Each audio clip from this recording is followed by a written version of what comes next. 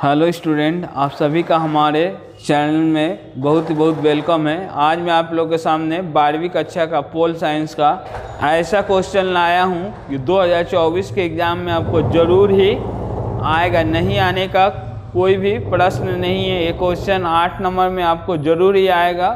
Question है discuss the power and function of prime minister of India. Bharat के प्रधानमंत्री के शक्ति एवं कार्यों को लिखिए। इस तरह से भी पूछ सकता है कि भारत के प्रधानमंत्री की क्षमताओं को लिखिए या देश के निर्माण में भारत के प्रधानमंत्री की भूमिका को लिखिए। तो प्रधानमंत्री का शक्ति एवं कार्य पढ़ने से पहले थोड़ा हम लोग जान ले रहे हैं कि प्रधानमंत्री की नियुक्ति कैसे होती है। हेडिंग है अपॉइंटमेंट ऑफ प्राइम मिनिस्टर, प्रधानमंत्री की नियुक्ति।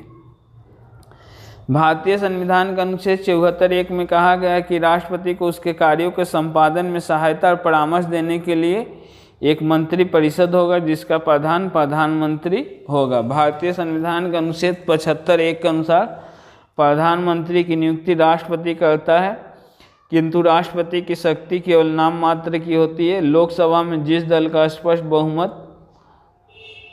बहुमत होता है उसी दल के नेता को राष्ट्रपति के द्वारा प्रधानमंत्री के पद पर नियुक्त किया जाता है तथा कभी कभी लोकसभा में जिस दल को स्पष्ट बहुमत नहीं मिलता तो राष्ट्रपति अपने स्वविवेक से प्रधानमंत्री को नियुक्त करता है। सन 1991 ईस्वी में चंद्रशेखर, 1997 ईस्वी में देवगौड़ा, 1980 ईस्वी में इंद्र कुमार गुजराल तथा 1998 ईस्वी में अटल बिहारी वाजपेयी ऐसे ही प्रधानमंत्री बने जिसे राष्ट्रपति ने स्वविवेक से चुना था। अटल बिहारी वाजपेयी जी जो 1998 में प्रधानमंत्री बने थे, वे क्या उस समय उनको पूर्ण बहुमत नहीं मिला था और उनकी सरकार भी गिर गई थी। लेकिन जब वो 1999 ईस्वी में प्रधानमंत्री बने तो क्या थे, पूर्ण बहुमत से बने थे और उनकी सरकार 5 साल तक चली थी, 2004 ईस्वी तक। हेडिंग है power and function of prime minister of India. प्रधानमंत्री के शक्ति एवं कार्य। प्रधानमंत्री देश का वास्तविक शासक होता है। डेमजियर्स के अनुसार प्रधानमंत्री को इतनी शक्ति प्राप्त है जो विश्व के किसी भी संवैधानिक प्रधान को प्राप्त नहीं है, यहाँ तक कि अमेरिका के राष्ट्रपति को भी नहीं है। प्रधानमंत्री के शक्ति एवं कार्य निम्नलिखित है जो इस प्रकार है। एक नंबर हेडिंग होगा मंत्री परिषद का निर्माण करना।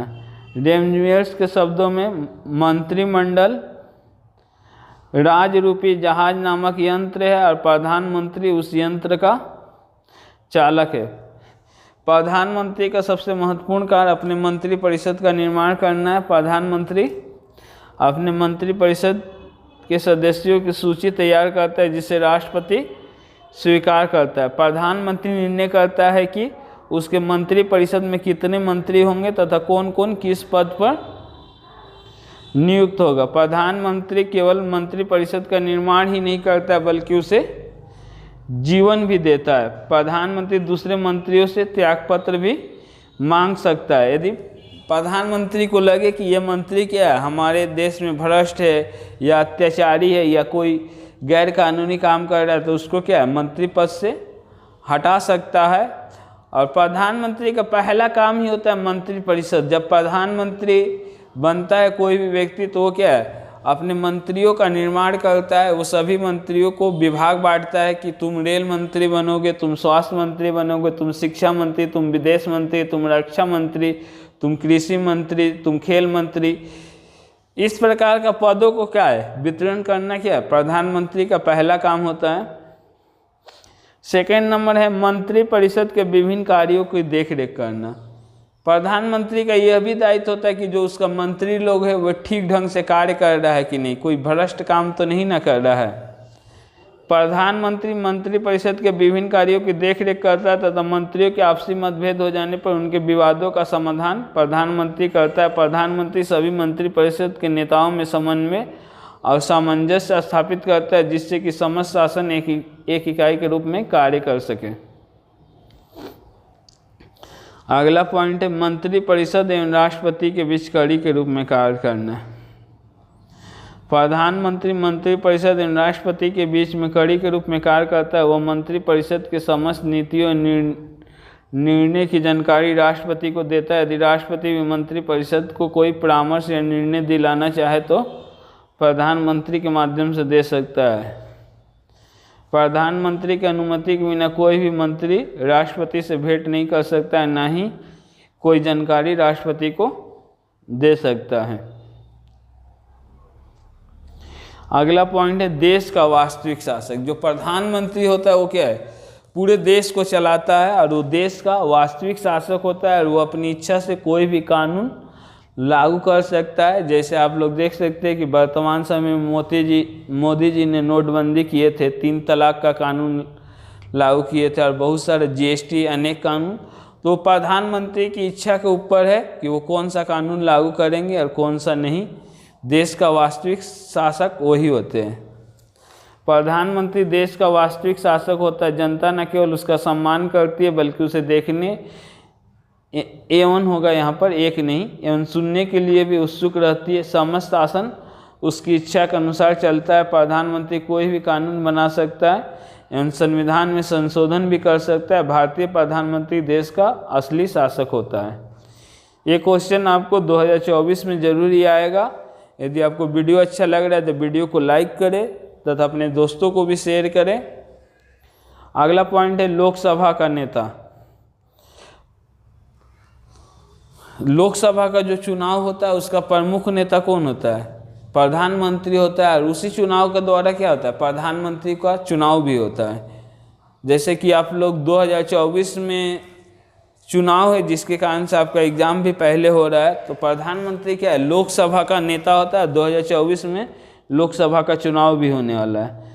प्रधानमंत्री लोकसभा का नेता होता है। वो राष्ट्रपति से लोकसभा को भंग करने की सिफारिश भी कर सकता है। लोकसभा के सदस्यों द्वारा गंभीर मामलों पर पूछे गए प्रश्नों का उत्तर प्रधानमंत्री देता है। देश की वित्त व्यवस्था तथा वार्षिक बचत के निर्धारण में प्रधानमंत्री का महत्वपूर्ण योगदान होता है। विदेश नीति का निर्धारण।